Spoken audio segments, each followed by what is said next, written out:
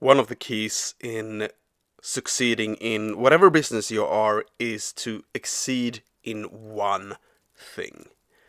And then that's the thing you show off most, or that in my case I start with when I do a show. I have trained for I don't know how many hours. I usually joke that it took me 950 hours and two broken relationships to learn.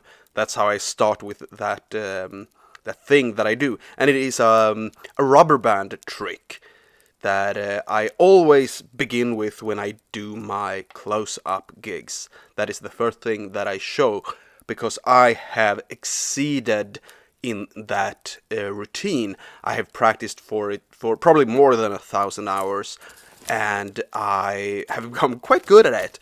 And when you start with something that is really, really, really, really good, you cannot disarm your, in my case, almost like an opponent, because people, when they see a magician, they want to figure it out how it's being done. They want to sort of fool the magician, so to say, and say, haha, I know how that's being done. And when I do something that is beyond very good, that kind of disappears. And I can focus on actually just performing and having them just enjoying themselves instead. And I think this applies to everything, no matter what you do. Exceed in one thing that basically no one can compete with you within that area or within that particular task.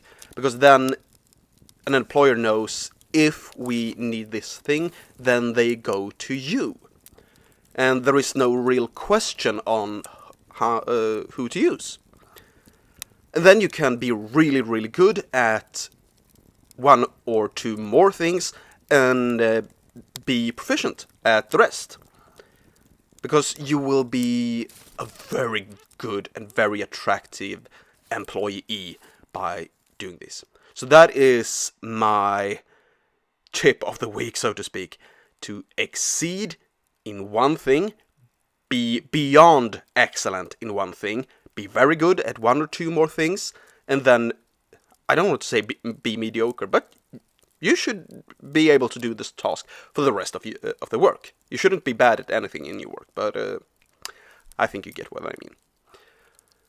So, remember, exceed in one thing. Thank you for listening.